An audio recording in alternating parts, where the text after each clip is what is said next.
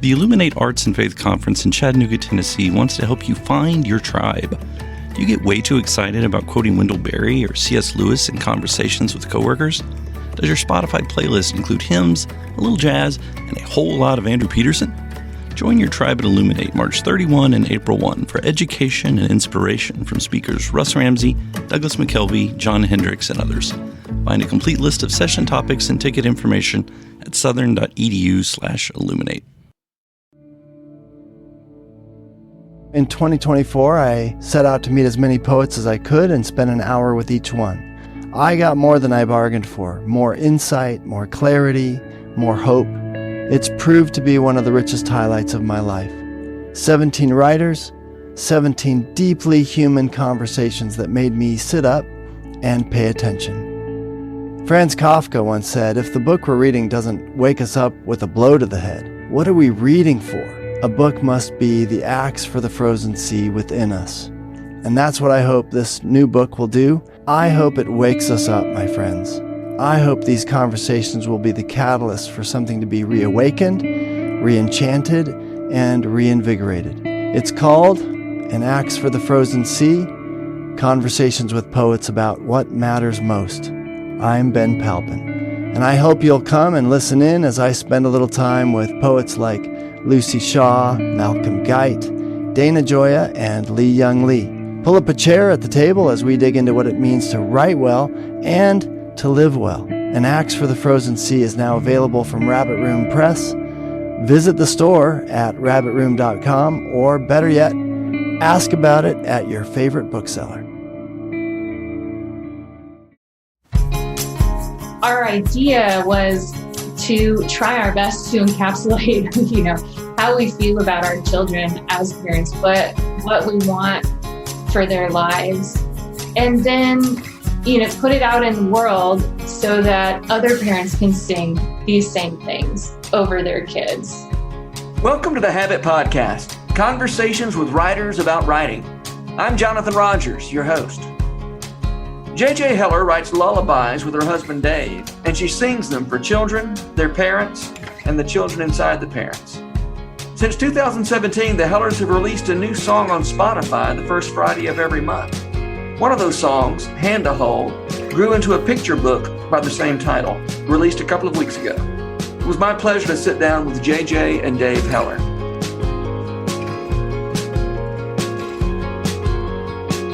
J.J. Heller, Dave Heller, I'm so glad you are on the Habit Podcast, back on the Habit Podcast. The Habit Podcast. That sounds fun. My feet are nice and hairy. Yeah. But thanks for being here. So y'all have recently published a new picture book illustrated by Alyssa Peterson called Hand to Hold, that is based on a lullaby that came out. When was the lullaby Hand to Hold? We wrote it in 2018 and we released it that fall. And that was part of your project of releasing a song every month, right? Right. It was very near the beginning of that. Yeah. I want to circle back around to that idea, because last time we got together, you had not been doing that very long. And here we are a couple of years later, and you're still releasing a song every month. So I do want to talk about that. Not yet. So this is not just a song, a little picture book that you have illustrated the lyrics to the song. You've expanded the original song. Tell me about that process, and tell me how that. The floor is yours. Sure. Well, we weren't even intending to make a book, but about a year and a half ago, we got it's 2 years. 2 years ago now. Wow. The time keeps moving. It just keeps marching on. We just got an email out of the blue from an editor from Waterbrook Publishing Company. And she said, hey, I'm reaching out to you because my husband loves your song called Hand to Hold, and he's been bugging me for 6 months to reach out to you to see if you'd be interested in turning it into a song. So I'm finally into a book. And I'm finally following through with that. And so, yeah, Dave and I were not expecting it at all. And we had experienced self-publishing the book. We had the privilege of working with an illustrator and kind of being bearing the full responsibility of art direction and creating our own children's book when we made JJ's first Lullaby album. And making that book was one of the most difficult creative experiences of our career. Moving from music into a visual form just has the potential for friction and conflict, and so we found ourselves in a really tricky spot, trying to juggle interpersonal expectations in the relationship. And so when this opportunity came to make another children's book, we were actually pretty apprehensive. Yeah. Because we just didn't want to see that repeat. When you say interpersonal friction, do you mean between the two of you? No, I think we had a really hard time getting on the same page with our illustrator. I think we went into it thinking it was going to be more like writing a song or making a record, just like very collaborative. And I think that's just not the way that he worked. So we would have a conversation with him about what we envisioned for each page, but then he would work on that page and kind of present us with the finished product, or what he perceived to be the finished product.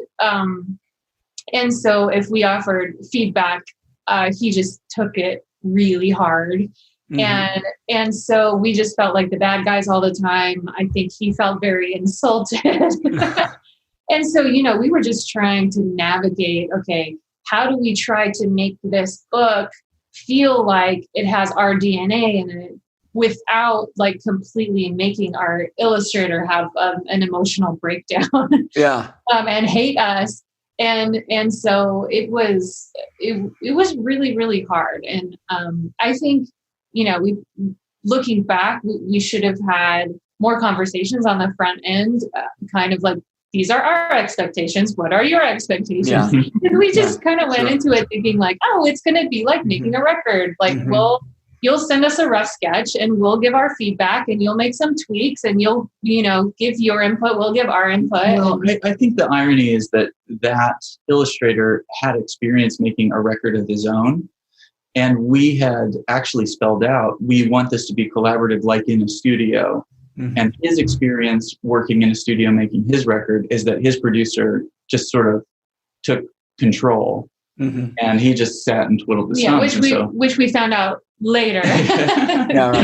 We were already in the middle of the stream when that happened. So you had a better experience this time around, and you had, I'm sure, a better sense of how to talk about this from the front end, right? Yeah, definitely. And we communicated with the publisher, like, look, these are our concerns. This is the way that we like to work. Like, both of us really love to give our input on everything that we create and that we put out into the world. And said, like, does that work? Is that how this thing works? Is that possible? And they said, yeah, I mean, as long as we have a conversation with the illustrator. And then they even said, like, if you have conflict with the illustrator, then we have somebody on our staff who can serve as that liaison. Like, you don't have to communicate directly with her if you don't want to. And so they just really set our mind at ease. But I also think we had another 6 years of experience collaborating with other creators by that time. Yeah. And I feel like early in JJ's career, when we went into the studio, when we had any kind of creative project that we were working on, we really wanted our thumbprint to be all over it. We wanted to make sure that people could recognize, or that we could claim a decision, And I feel like the longer that we've been making things, the more we've realized giving our fellow collaborators margin to actually use their strengths as best they can, really ends up creating a better product in the long run. Yeah. So we held this a little bit more loosely while also recognizing like these are the priorities that we have. And it was an incredible collaborative experience and really very enjoyable. Yeah. And the song originated as a collaboration with Andy Gullahorn, right? Yeah, that's right. And Yeah. did he have any role in the book part? Yes. Yeah. So when the publisher said, like, we love the song as it is, but there aren't enough lyrics to fill out an entire story. And so we got back together with Andy, and we kind of brainstormed about how do you fill out a song that already exists, which was an interesting challenge. Yeah. And because the song is really just all about like a blessing for our children. Yeah. And so as we were thinking through the lyrics and what have we not said that we can say, we just had the thought of including the different seasons. And so that was a really, really helpful framework that made a lot of sense, in the context of a book, and like made space for some really beautiful, engaging illustrations. I think, though, the thing that's really interesting about writing with Andy and what makes him such a great songwriter is that he self-imposes rules on the form and structure of the songs. That's right. Yeah. And he does that just in life in general. He makes up games. And so he has a lot of fun with it. Like, he turns songwriting into a bit of a game. And I think that's not necessarily our natural inclination, is like, how can we make writing a song even more hard on ourselves? Right. But in some ways, definitely when it works really well. And so an example of that is that one of the forms of the verses at the end of the verse, there's a phrase that normally incorporated a noun. Like an example is songs are made for singing. So it's sort of implying that this is what a song is made for. But then it says, I'll sing this one for you. And so it kind of like takes the verb sing and implies the child audience. And then we kind of ended up incorporating that same form like later in the book, where I want to find a good example. God hears us when we're praying. I'll pray this over you. It's funny. That's actually a little bit too close to the former example that I used. But like, we ended up incorporating these rules that Andy came up with that actually, I think, make for a deeper resonance when taken as a whole. Yeah. I'd never made the connection between Andy's penchant for making up games and imposing rules on, activities with his songwriting. I'd never made that connection before. Now I want to have him in an episode to talk about that. Did y'all participate in his the American Idol Fantasy League he made up? Oh man, no, he told me all about it. It's amazing. It was amazing. Like what ever since I realized that when we write with him now, sometimes I'll go out on a limb and say like, hey, here's a form. Can we chase this down? And I know that that's not necessarily my strong suit in making that connection in the back end, but I was like, I trust that Andy will be able to do this. Oh, that's right. We just did that with our song, I See You. Yeah. So we have a song that's coming out in September of this year. And we were able to do that again. Yeah. And it's sort of, it comes down to knowing who your collaborator is. It's like, I wouldn't have done that if we were writing with another songwriter who wasn't Andy, where that wasn't necessarily where their strength. Yeah. Those kind of those kind of formalisms and repetitions seem especially relevant to writing for a young audience. I mean, kids love that stuff. You know? And I'm thinking about what Chesterton in Orthodoxy talks about, the idea of a childish delight in that kind of repetition, that maybe God makes the sun rise every day out of a childish joy and pleasure, and seeing that and doing that over and over again. And you know, our kids are always saying, do it again. Yeah. Well, I think, you know, as a child, so many things are out of your control. Yeah. And so many things are new, and you're just constantly learning. And so I think there's probably a feeling of empowerment when something rhymes, because they can think, oh, I know what's coming. This is going to do this. And then it does. And then, you know, and they can delight in that.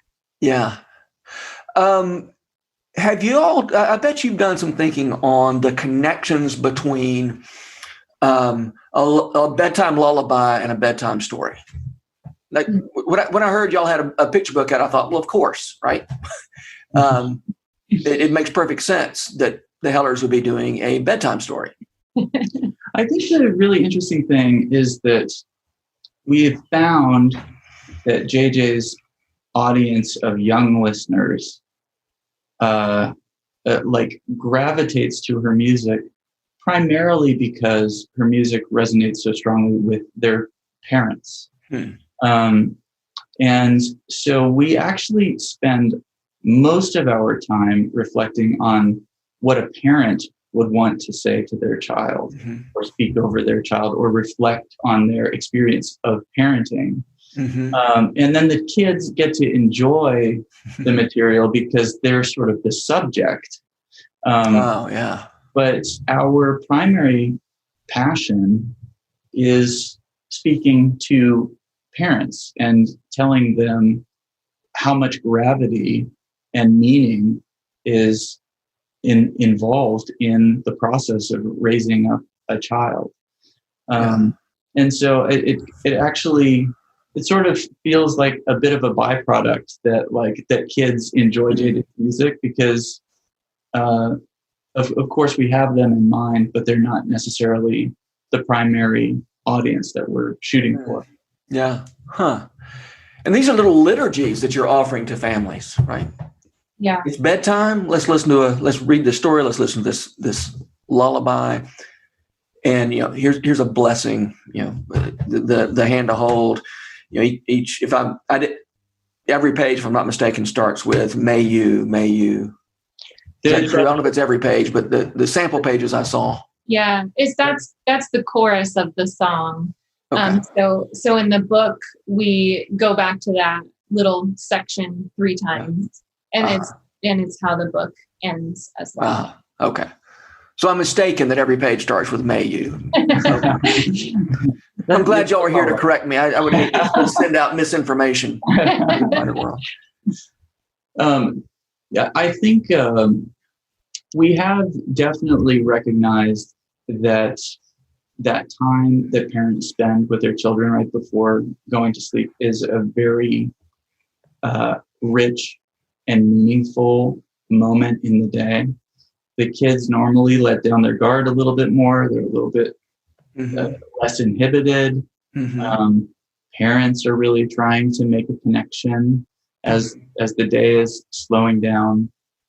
And so not only do we have a book that parents can read at bedtime, but like JJ's been developing these I Dream of You albums that they're orchestral productions that we've been doing. So we've got I Dream of You Volume 1, 2, and 3. They're all kind of created to make this bedtime experience a sacred moment, a ritual, a time of reflection for parents and children, and something to really look forward to.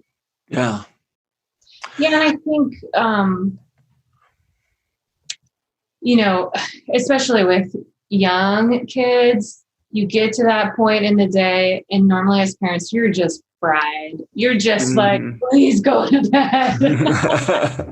Please. Yeah. And so part of the idea behind Hand to Hold is just a reminder to the parents at the end of a long day, like your role as a parent is sacred. And there are so many beautiful things about being a parent. And so that's what a lot of my music does is just remind parents what a gift it is to be a parent and to care for these like little souls that are growing up.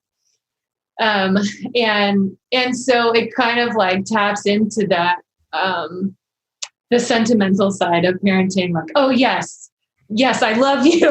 You know, like, yes, you are a gift to me, you know, because when you are at the end of your rope, it's just like, you just feel so fried. And so these songs in this book, I think my hope and my prayer is that it will kind of recalibrate that mindset around parenting.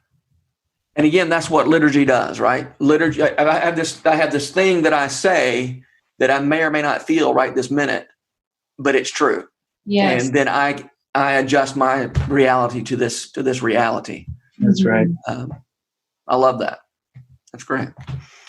JJ, I guess on your website or somewhere I've seen you talk about the idea of giving parents words for what's true, the things they know to be true that they may or may not have the words for. Yeah. Could you say a little more about that? Because I love that idea. Sure. It's sort of what all writers do anyway. Yeah. Right? I'm taking the time as a writer to think through some things that you as a fellow traveler in the world may or may not have had time to really think through and put into words. Yeah, exactly. And that kind of goes hand in hand with what I was just talking about being fried at the end of the day. Mm-hmm. We, because we're songwriters, had the bandwidth and like the privilege to just sit down in a room with Andy Gullahorn for like 3 hours and think through what are the things that we want to communicate to our children. Like, what do we love about them? What do we want them to know more than anything else? And so we were able to kind of craft this song with all those ideas and came up with this idea of a blessing. You know, may you never lose the wonder in your soul. May you always have a blanket for the cold. May the living light inside you be the compass as you go. May you always know you have my hand to hold. And so like our idea was to try our best to encapsulate, you know, how we feel about our children as parents, what we want for their lives. And then, you know, put it out in the world so that other parents can sing these same things over their kids. I think one of the other things that's actually part of JJ's bio that it took us a really long time to kind of put our finger on is that inside every adult is also a scared little kid. We just had a conversation with Ian Crone, who's like made the study of the Enneagram like this huge part of his life. And at the heart of the Enneagram is all of these kind of like childhood masks that we end up developing because of some fear. It's some sort of coping mechanism that we come up with in order to shield ourselves from what we're afraid of. And so we as songwriters have also decided we are going to speak to the child who's behind that mask. And so that could be a literal child, or it could be an adult who has a child inside them. And so we value the opportunity to explore that with our fellow collaborators, and that there's an audience who's willing to listen to what we have to say about it. Yeah. Even when you said that first line, may you never lose the wonder, I was thinking, I mean, thanks to what you had said just before, this is at least as relevant to the parent as it is to the child, right? This blessing that the parent is singing over the child is a blessing that JJ is singing over the parent. May you never lose this wonder. And one of your songs, you know, forgive me for, I'm probably going to butcher it, but it's sort of like, it's about recognizing the magic and the mundane and recognizing am I saying that right? Or, big magic in the mundane, big picture in the small.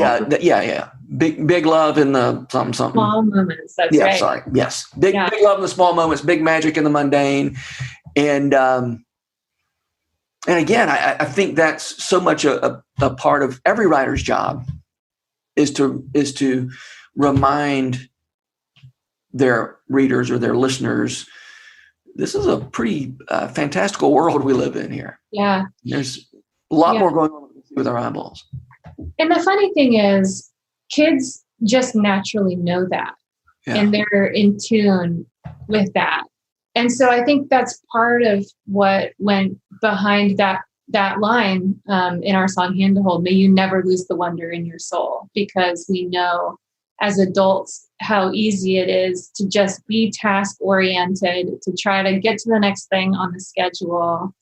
Whereas children just inherently stop and marvel at their surroundings. Yeah. And as a result, they experience more joy. Mm-hmm. And I feel like in turn recognize the presence of God. And so if they are to grow up and experience the fullness of life, then that is one of our prayers for them, that they would never lose their sense of wonder. Because I know that I can certainly benefit from allowing myself more space to experience that myself. Yeah, that's great. Okay, last time you were on the Habit podcast, you were relatively early in a project of releasing a song every month. And now you're still doing it. I wish I had looked back and to see exactly how long ago you were on this podcast, but it's been well over a year. I know we were in person, so it was before March of 2020. Yeah. But I think it was well before that. I think it was pretty far back in 2019. So anyway, you've now been doing. It's been since 2017, right? That you've been releasing a song a week. So has it been 4 years yet? The first Friday of every month. Sorry, I said a week. Yeah, first Friday of every month. A lot to handle. But yes, that's right. We originally started doing that because we had a garage full of CDs that were not moving, and we wanted to keep making music and not making more CDs. Yeah. And we also thought that it was going to be an interesting experiment to allow us to write with more people and also work with more producers, because it's just making us a single thing. And so it was a small commitment. So we could work with a new producer and just say, look, we just want to make one song, and not commit to an entire 13 song album. But what we ended up finding over the years is that some of the songs that we've released that we didn't have very high expectations for kind of rose to the top in some sort of resonant frequency with the audience. And other songs that we thought were very relevant and had a lot of potential maybe didn't necessarily land with the audience the way that we did, or that we expected them to. But Hand to Hold is a great example. It's like that song was written in the spring of 2018. And this year, 3 years later, it has risen to the top of JJ's most listened to songs. And I think that's actually a beautiful thing to me, that the way that the model of the industry used to be is you make this one thing and you are so precious about it because you only get this one shot, and you're going to put all of your resources behind it. And if it doesn't succeed in the first 2 weeks, it's a flop, right? Yeah. And instead, we released Hand to Hold, and we released many, many other songs. And yet Hand to Hold happened to find its place. I used the word or the phrase before, resonant frequency, right? And people start to to tell each other about this song, and it kind of disperses. Yeah. And that's a really refreshing thing to us, because we don't have to put pressure on the moment that something comes out, because we know it has a longer life cycle. That's great. I think this was in the book Art and Fear. I don't know if you've read that book or not, but there was somebody, it was a story about a pottery teacher, a pottery professor, who did an experiment. And so for one group of students, maybe it's teaching two different sections of the same class, I don't know. And one group of students, he said, you are going to work on 3 pots, and I want to just do the best you possibly can on those 3 pots. And that's your grade. And the others, he said, your grade is on how many pots can you produce over the course of this semester. And, don't worry about quality. It's just quantity. And they said for the better pots came out of the class that was all about quantity, of just people in freedom saying, I'm going to make this thing. And there were some terrible pots made, but their best 3 were better than the 3 that the people were precious about. Wow. For those students. So I think that's relevant to what you're talking about. Yeah. And I think the other part of it is we've always hated the publicity aspect of things. You work on a record for a few months or a year or whatever, and then it's done, but then you hire a publicist and you come up with a PR campaign and you spend thousands of dollars trying to get it out into the world and in front of people and try to get articles written about it and, blah, blah, blah. And no matter how much money we've spent on publicity, it never does anything. Yeah. And it's so depressing and discouraging. And so with this model of releasing a song a month, we just put everything we have into the one song, we release it, and then we're done. We don't have to babysit it. We don't have to hope that, all of our efforts were worth it. We don't have to pay anybody to try to promote it. We're already on to the next thing, the next pot. Yeah, exactly. What else can we make? And it's been so liberating to be able to do that. I mean, because that's what we love. We love creating the art, not trying to sell it to people and convince them of its value. Yeah. Well, and are you finding, I hate to be crass, but are you finding success in terms of finding more listeners and that sort of thing? Is it worked in that regard? Yeah, insanely well. We started as an experiment, and we had no idea how it would work, because streaming, especially Spotify, you basically get 1/3 of a cent per every stream. And so it was a little scary saying, okay, we're going to invest all of this time and energy into streaming and hope that all those fractions of pennies add up. But it's been incredible to see how the momentum has built because of our consistent release strategy. Yeah. I think the songs have to be good. Yeah, they have to be at a certain level of proficiency. Yeah. I'm glad you mentioned that, because I was about to go launch a Spotify campaign of my own. Yeah, I think there are a whole bunch of things that sort of ended up working in JJ's favor in terms of the way that this model worked out. I mean, it's we are independent. So it means we own the intellectual property associated with our songs. We own the recordings because we're investing our own money into it. And, but as the audience continues to grow, and in this span of time, it's grown, it was a little bit less than 1 million when we started per month, 1 million listeners per month. And it was 800,000 streams per month.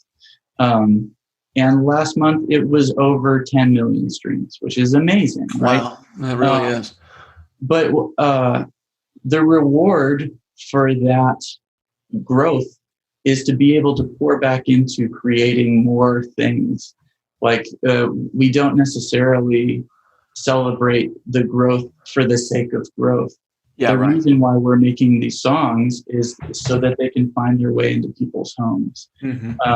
And so what it means is we get to pay our collaborators well. It means we're making this orchestral record, and instead of pretending to have a British boys choir on it, like JJ doing a British boys choir impression, which we have done. Like we hired a choir from Britain who is actually like going to be performing these songs. And those are like really fun, creative endeavors, and it's made possible by that growth.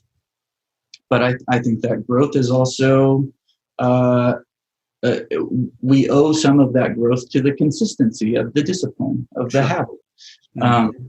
And one of my favorite places to be in the entire world is in the studio. I love seeing songs come together.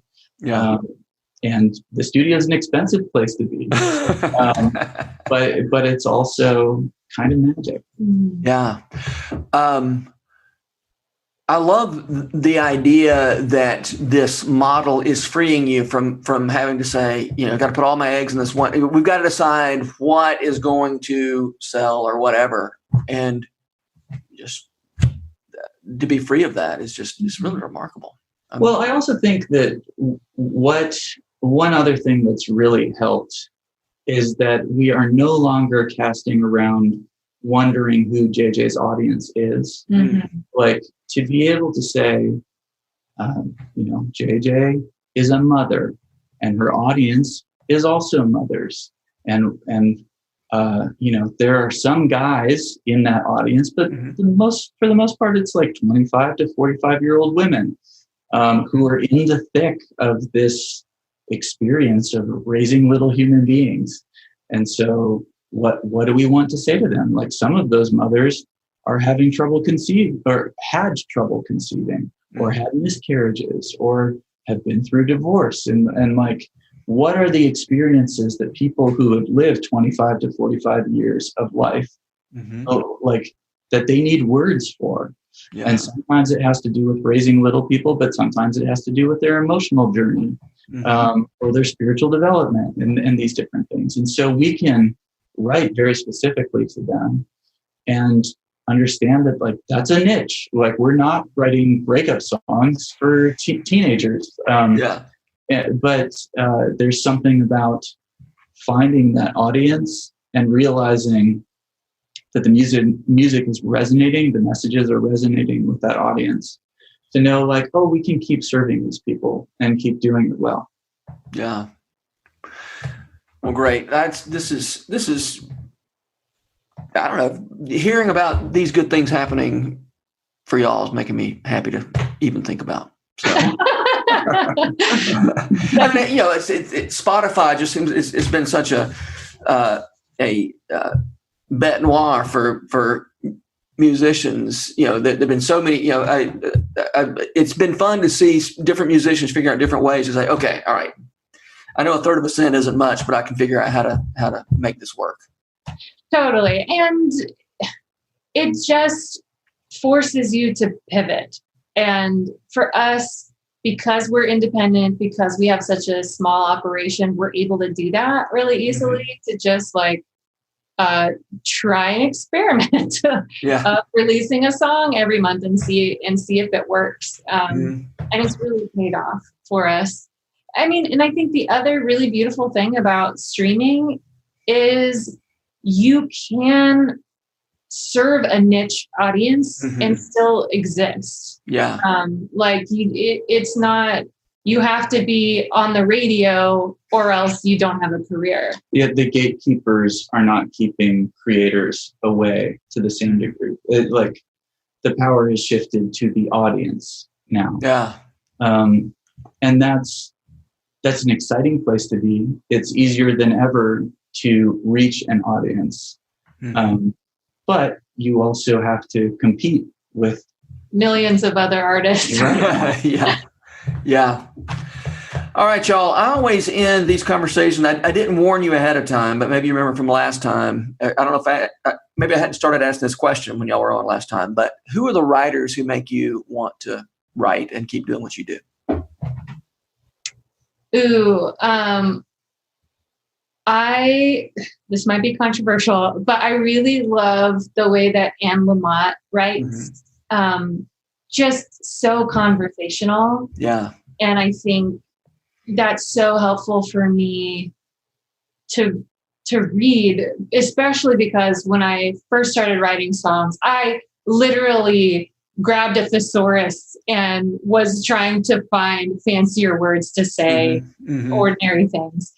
And I think what Anne reminds me is you can describe these everyday experiences in a way that sheds new light on them. And it's kind of, that whole big magic in the mundane idea.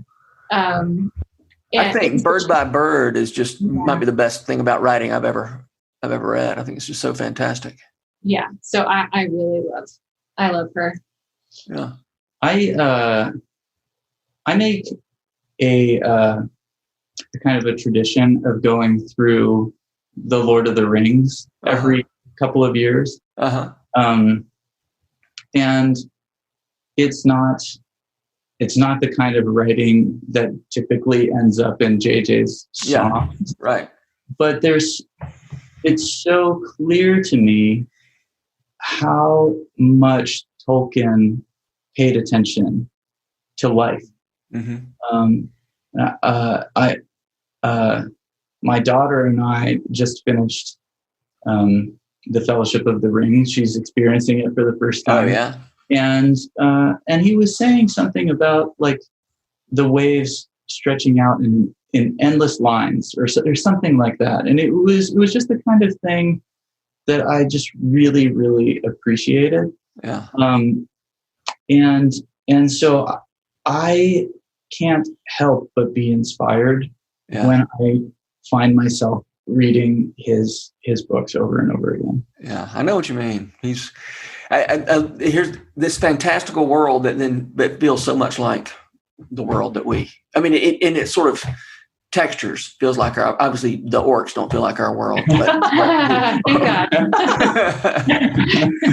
have you ever seen that bit from his from Tolkien's journal where he says something like, well, I got Sam and Frodo to Mordor today in my writing, and then this afternoon I mowed the grass. That sort of back and forth between the fantastical and just the writer still got to mow his grass, man.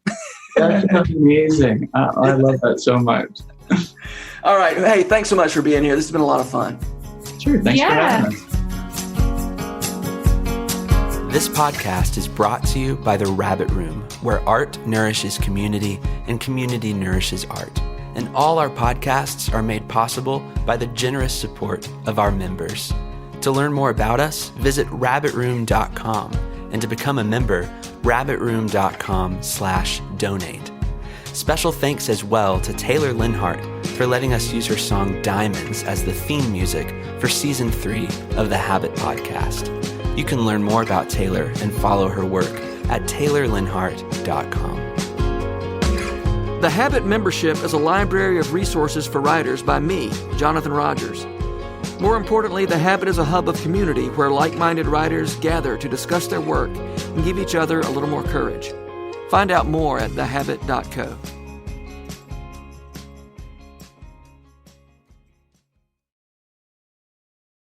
If you've enjoyed this podcast episode, consider joining the Rabbit Room membership.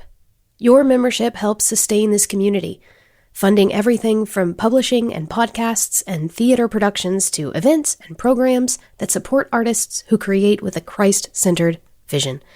We'd love to have you on board. Learn more at rabbitroom.com/member.